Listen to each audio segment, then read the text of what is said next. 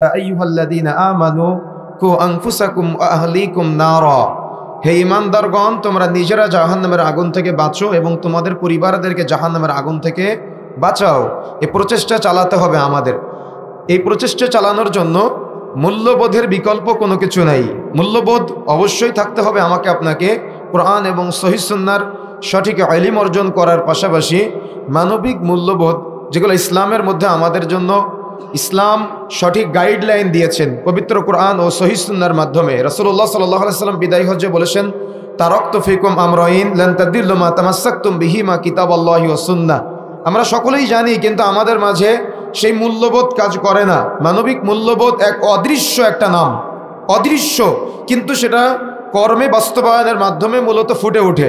কিন্তু মূল্যবোধ আপনি কর্মে বাস্তবায়ন করার আগ পর্যন্ত আপনি এটা বুঝতে পারবেন না। অর্থাৎ মানুষের কর্মের মাধ্যমে তার মূল্যবোধ জাগ্রত হয় বা ফুটে ওঠে। এই কর্মে বাস্তবায়নের যতগুলো স্তর আছে তার মধ্যে অন্যতম এক স্তর হলো ঈমানের শাখা প্রশাখাগুলো বুঝতে পারা। যদি কোনো মুসলমান ঈমানের শাখা প্রশাখাগুলো বুঝতে পারে, তাহলে তার মাধ্যমে এই মূল্যবোধ জাগ্রত রাখা অত্যন্ত সহজ হয়ে যায়। আর যদি কেউ মানবিক মূল্যবোধ তার আছে কি নাই এ ব্যাপারে সচেতনতা অবলম্বন না করে, তাহলে তার মাধ্যমে যে কোনো অপরাধ সংঘটিত হতে পারে। কেন? সে আল্লাহকে ভালোবাসে না, সে রাসূলকে ভালোবাসে না, সে আল্লাহকে চিনে না, তার জান্নাতে যাওয়ার কোনো আকাঙ্ক্ষা নাই, তার মিজানের পাল্লা দ্রুত পার হওয়ার কোনো আকাঙ্ক্ষা নাই, তার কিয়ামতের মাঠে পুলসিরাত দ্রুত গতিতে পার হয়ে যাবে এরকম কোনো আকাঙ্ক্ষা নাই। মিজানের পাল্লায় নেকির পাল্লা ভারী হবে, পাপের পাল্লা হালকা হবে, এমন কোনো তার চিন্তা চেতনা নাই। যার মূল্যবোধ নাই, তার মধ্যে জান্নাতের কোনো আকাঙ্ক্ষা পাওয়া যায় না বা দেখা যায় না। এই জন্য সর্বোপরি মনে রাখতে হবে, আমাদের সমাজে আমরা মুসলিম নামে নামকরণ করি, কিন্তু আমাদের মুসলমানিত্ব বোধ এবং ইসলামের মধ্যে যে মানবিক আমাদের আচার আচরণে শিক্ষা দিয়েছে, এই শিক্ষাগুলো আমরা অর্জন করতে পারি নাই, ব্যর্থ হয়েছি প্রত্যেক ক্ষেত্রে। আমরা যদি এভাবে বলি যে ধনী রাষ্ট্রগুলা মানুষ হত্যার খাতে যে অর্থগুলো ব্যয় করে, এই অর্থগুলো যদি ধনী রাষ্ট্রগুলা মানব সম্প্রদায়ের অর্থাৎ মানুষের সংস্কারের জন্য, যারা হতদরিদ্র তাদের পরিবর্তনের জন্য, হতদরিদ্র থেকে যাতে করে তারা একটু উন্নত হতে পারে, এই কাজে ব্যবহার করত, তাহলে গোটা পৃথিবী সোনালী একটা পৃথিবীতে রূপান্তরিত হতো, সবুজ শ্যামল পৃথিবীতে রূপান্তরিত হতো। কিন্তু পরাশক্তিগুলা আমাদের পাশ্চাত্য, আমাদের পার্শ্ববর্তী দেশ সহ যত উন্নত দেশ আছে, প্রত্যেকের কাছে একটা করে বাটন আছে, যে বাটনগুলা নিয়ে সবাই অহংকার করে।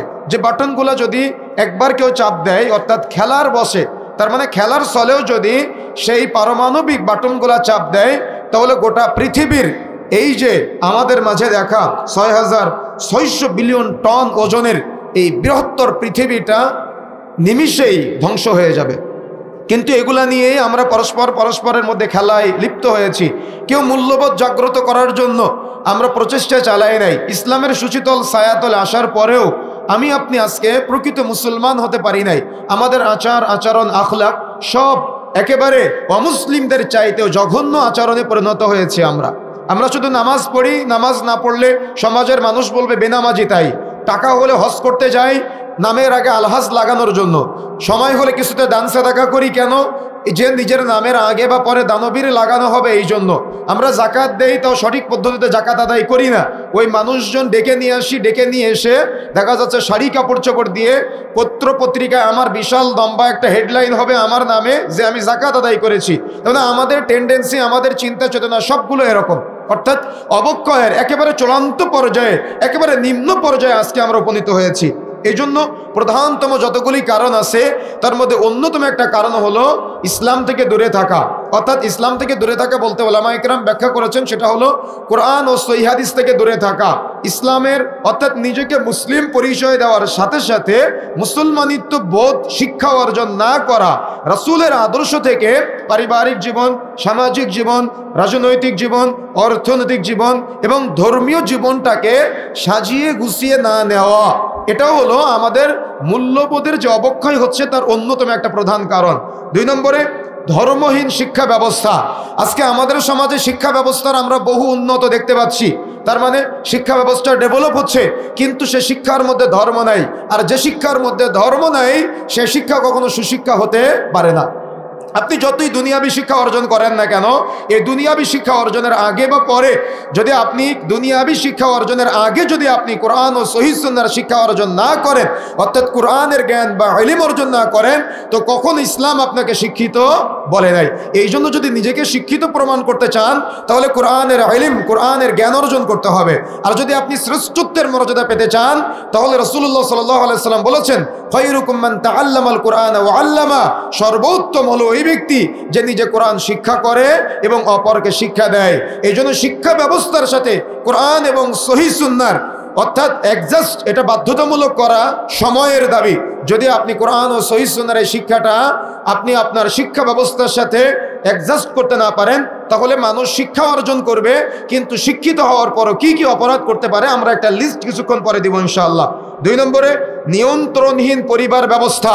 তার মানে মানবিক অবক্ষয় যে হচ্ছে, মানবতার অবক্ষয় যে হচ্ছে, এর অন্যতম একটা কারণ হলো নিয়ন্ত্রণহীন পারিবারিক ব্যবস্থা।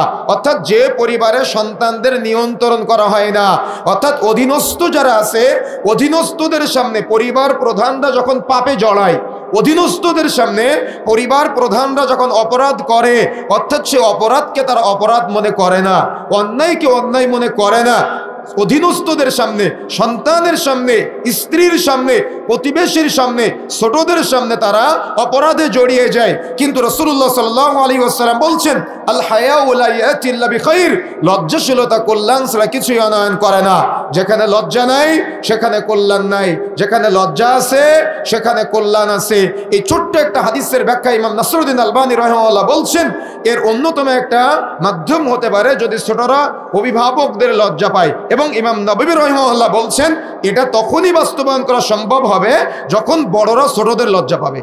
তার মানে ছোটরা বড়দের তখনই লজ্জা পাবে যখন বড়রা ছোটদের লজ্জা পাবে। বড়রাই যদি ছোটদের লজ্জা না পায়, বড়রাই যদি ছোটদের সামনে পাপ করে, তাহলে কখনো ছোটরা বড়দের লজ্জা পাবে না। এই জন্য পারিবারিক নিয়ন্ত্রণহীন, অর্থাৎ পরিবারগুলা যে নিয়ন্ত্রণহীনভাবে চলতেছে, পরিবারে কোরআন এবং সহিহ সুন্নাহর কোনো ইলম নাই, আপনার সন্তানকে জীবনে কোনোদিন আপনি শিক্ষা দিতে পারেন নাই যে তোমাকে জান্নাতুল ফিরদাউসে যেতে হবে, আপনার সন্তানকে আপনি জীবনে কখনো শিক্ষা দেন নাই যে তোমাকে মিজানের পাল্লা, নেকির পাল্লা ভারী হতে হবে, পাপীর পাল্লা হালকা হতে হবে। কখনো আপনার সন্তানকে সিরাতের শিক্ষা শেখান নাই, কখনো আপনি আপনার সন্তানকে দেখা যাচ্ছে ওই আগ্রহ দেন নাই যে তোমাকে রাইয়ান নামক দরজা দিয়ে জান্নাতে প্রবেশ করতে হবে। কখনো আপনি আপনার সন্তানকে কিয়ামতের মাঠে আমলনামার ডান হাতে পেতে হবে এমন কোনো শিক্ষা দেন নাই। কিয়ামতের মাঠে আপনার সন্তান যাতে করে উলঙ্গ অবস্থায় না ওঠে, পোশাক পরিহিত অবস্থায় উঠতে পারে, আরশের ছায়াতলে স্থান পেতে পারে, কোনোদিন আপনি আপনার সন্তানকে এমন কোনো আগ্রহ, ইচ্ছা, উদ্দীপনার কোনো আগ্রহ, আকাঙ্ক্ষা আপনি শিক্ষা দেন নাই, আপনি একজন ব্যর্থ বাবা। এই জন্য নিয়ন্ত্রণহীন পারিবারিক ব্যবস্থাগুলা আজকে আমাদের সামাজিক অবক্ষয়ের বা মানবতার অবক্ষয়ের অন্যতম একটা কারণ। তারপরে বিচারহীনতা, যে কোনো পরিবার থেকে শুরু করে সামাজিক, সমাজ থেকে শুরু করে রাষ্ট্রীয়, রাজনৈতিক, অর্থনৈতিক প্রত্যেকটা সেক্টরের মধ্যে যে আজকে কোনো একটা মামলাকে কেন্দ্র করে দেখা যাচ্ছে বা কোনো একটা অভিযোগকে কেন্দ্র করে সেই অভিযোগের বা সেই মামলার সলিউশন দিতে দিতে ওই ব্যক্তি মারা যায়। তাহলে কিভাবে মানবতা ফিরে আসবে, কিভাবে সামাজিকতা আমরা ফিরিয়ে নিয়ে আসবো, কিভাবে ইসলামের সুশীতল সুন্দর আদর্শগুলো আমরা ফিরিয়ে নিয়ে আসতে পারবো? কখনো সম্ভব না।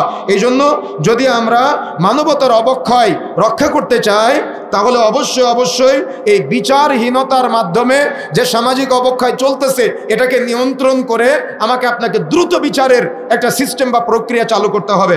তার মধ্যে অন্যতম একটা মানবতার অবক্ষয়ের কারণ সেটা হলো প্রচার মাধ্যমগুলা, অর্থাৎ পাপের যে পদ্ধতি আমাদের সমাজে চলতেছে, নাটক, সিনেমা, গান, অশ্লীলতা, বেহায়াপনার যে একেবারে নোংরা সংস্কৃতি আমাদের মাঝে চলতেছে। বাবা ছেলের সামনে সিনেমা দেখে, ছেলে বাবার সামনে সিনেমা দেখে, অর্থাৎ সব পরিবারে একসাথে বসে বসে চোখের জেনায় লিপ্ত হয়। তাহলে এ সমাজের মানবিকতা কিভাবে ফিরে আসবে? তাহলে যখন মানবিক অবক্ষয়গুলো হচ্ছে তখন আপনাকে এমন পয়েন্টগুলোতে হাত দিতে হবে যে প্রচার মাধ্যমগুলো আজকে হলুদ মিডিয়াগুলো দেখেন, সত্যকে মিথ্যা, মিথ্যাকে সত্য রূপান্তরিত করে পুরো একটা জগাখিচুড়ি পরিবেশ তৈরি করে দিচ্ছে। এরা এতটাই মিথ্যা প্রচার করতে পারে, এরা এতটাই মিথ্যা প্রচার করতে পারে যেগুলো আপনার কল্পনার বাইরে। পুরো একটা পরিস্থিতি তার মানে উল্টে দিতে পারে তারা। পুরো একটা স্বাভাবিক পরিস্থিতিকে মিডিয়া যে কোনো সময় অপপ্রচার করে উল্টে দিতে পারে। যে কোনো এক একজন ওলামায়ে কেরামের নামে জঙ্গি ট্যাগ লাগিয়ে তাকে সমাজের মানুষের কাছে, দেশের মানুষের কাছে একেবারে জঘন্য বানিয়ে দিতে পারে। যে কোনো একটা দেশকে একটা অপপ্রচারের মাধ্যমে জাহালত রতল গহ্বরে নিমজ্জিত করে দিতে পারে, অর্থাৎ মানুষের মধ্যে ভেদাভেদ তৈরি করে দিতে পারে, মানুষের মধ্যে উস্কানি তৈরি করে দিতে পারে। এই জন্য হলুদ মিডিয়া যারা আছে আজকে সতর্ক হতে হবে, সাবধান হতে হবে, তা না হলে কিয়ামতের মাঠে জবাব দেওয়া লাগবে। আর এই নোংরা রিপোর্ট যারা করে এরা কি মুসলমান না? আর মুসলমান যদিও না হয় তারা তো কোনো এক ধর্মের অনুসারী, তাদের মধ্যে মূল্যবোধ নাই কেন? কেন আজকে আমাদের সমাজে এই পারিবারিক সুশিক্ষাগুলো নাই সেই জন্য, এবং ধর্মীয় শিক্ষা নাই সেই জন্য। এর মধ্যে অন্যতম একটা কারণ হলো পর্নোগ্রাফি। এই পর্নোগ্রাফি শুধুমাত্র শারীরিক সম্পর্কের নাম নয়। আজকে আমাদের সমাজে এই যে সিরিয়াল, নাটক এবং টিভির মাধ্যমে যেগুলো দেখতে পাচ্ছি, কিয়ামতের আগে জেনা ব্যভিচার বেড়ে যাবে আমরা জানি। জেনা মানে কি? শুধুমাত্র শারীরিক জেনা, চোখের জেনা হতে পারে, হাতের জেনা হতে পারে, পায়ের জেনা হতে পারে, অন্তরের জেনা হতে পারে। আজকে পরিবারের সকল সদস্য একসাথে বসে এই জেনায় লিপ্ত, পর্নোগ্রাফিতে আসক্ত হয়ে বাবা অন্তরে যে কল্পনা করে, সন্তান অন্তরে একই কল্পনা করে, মা অন্তরে একই কল্পনা করে। সবাই একই সাথে আজকে পর্নোগ্রাফির সাথে জড়িত, সবাই একই সাথে আজকে জেনায় জড়িত, সবাই একই সাথে আজকে বাবা যেমন জড়িত, মাও জড়িত, সন্তানও জড়িত, অর্থাৎ সপরিবারে একসাথে বসে বসে আজকে জেনায় লিপ্ত হয়। এই জন্য সর্বোপরি আমাকে আপনাকে এমন উন্নতির স্বর্ণ শিখরে পৌঁছানোর জন্য যে শিক্ষা রাসূলুল্লাহ সাল্লাল্লাহু আলাইহি ওয়াসাল্লাম দিয়েছেন, যে শিক্ষা ছিল মদিনার শিক্ষা, যে শিক্ষা ছিল মক্কা বিজয়ের পরের শিক্ষা, সেই শিক্ষায় শিক্ষিত হওয়ার জন্য একটা উত্তম পরিবার প্রয়োজন। যে পরিবার হবে রাসূলের আদর্শে আদর্শিত পরিবার। বৃষ্টির মাধ্যমে যেমন মৃত জমিন উর্বর হয়, তেমন আমাকে আপনাকে এই মরে যাওয়া, অর্থাৎ আমাদের মাঝে যে সুন্নতের লেশমাত্র নাই, আমাদের মাঝে যে তাওহীদের লেশমাত্র নাই, আমাদের পুনরায় উজ্জীবিত করতে হবে। মাছ যেমন পানি পেলে তারা সুন্দর করে সেখানে নড়াচড়া করতে পারে, সজীবতা তার মধ্যে ফিরে আসে, সেম একইভাবে আমাদের পরিবারে নতুন করে কোরআন ও সহিহ সুন্নাহর ইলম অর্জনের মাধ্যমে, জ্ঞান প্রদানের মাধ্যমে আমাদের পরিবারটাকেও এমনভাবে ফিরিয়ে নিয়ে আসার জন্য আপ্রাণ চেষ্টা করতে হবে। তা না হলে আপনি রাস্তাঘাটে চলবেন, দেখবেন আগামীর একটা ভবিষ্যৎ প্রজন্ম আসবে যাদের মেধা নাই, যাদের চোখের দৃষ্টিশক্তি কম, যাদের কানের শ্রবণ শক্তি কম, যাদের সৃজনশীলতা শক্তি কম, যারা মানুষের সাথে মিশা পছন্দ করে না, যারা সবসময় মাদকতার সাথে জড়িত, যারা সবসময় নেশা জাতীয় দ্রব্যের সাথে জড়িত। দেখবেন এদের বাবা এদের সামনে দাঁড়িয়ে আছে, কিন্তু এরা বাবার সামনে সিগারেট খায় আর বাবার মুখের দিকে ধোঁয়া ছেড়ে দেয়। তাহলে বলেন তো এরা কি কখনো বাবাকে মূল্যায়ন করে? এরা কি কখনো আলেম ওলামাকে মূল্যায়ন করে? তাহলে আগামীর প্রজন্ম, আগামীর ভবিষ্যৎ কোন দিকে যাচ্ছে? সুতরাং প্রিয় বন্ধুরা আমার, আমাকে আপনাকে ফিরে আসার জন্য আপ্রাণ চেষ্টা করতে হবে।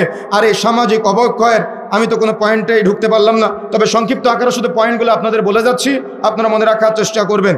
এক নম্বরে সেটা হলো আমাদের সামাজিক অবক্ষয় প্রতিরোধের জন্য যারা কাজ করবে তার মধ্যে এক শ্রেণীর হলো আলেম ওলামারা। কিন্তু আলেম ওলামারাই আমরা গত কিছুদিন আগে দেখলাম একজন বক্তা, তিনি 50,000 টাকা মাহফিলে কন্ট্রাক্ট, 45,000 টাকা দিয়েছে, 5,000 টাকা দেয় নাই, তাই তিনি মাহফিলে যান নাই।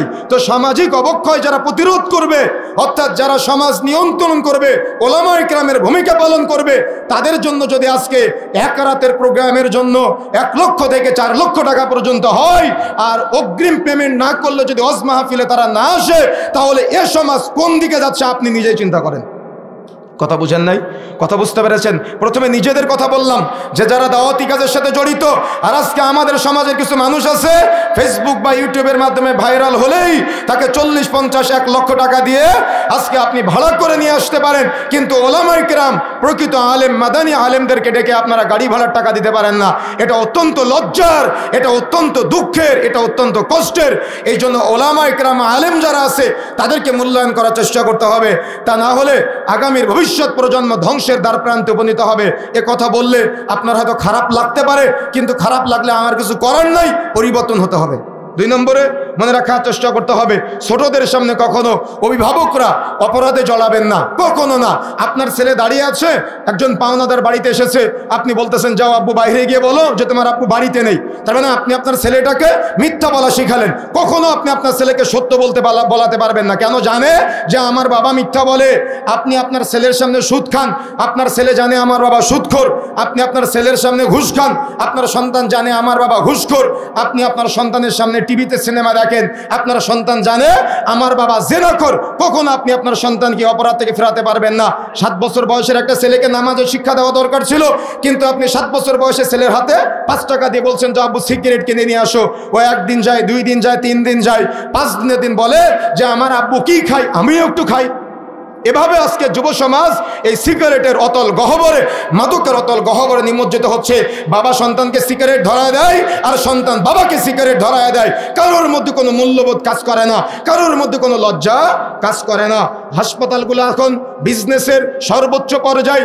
একটা মহিলা যখন বাচ্চা প্রেগনেন্ট হয়, প্রেগনেন্ট হওয়ার পর যখন হসপিটালগুলোতে যাচ্ছে, যাওয়ার পরে কোনো না কোনোভাবে তাকে সিজার করতেই হবে।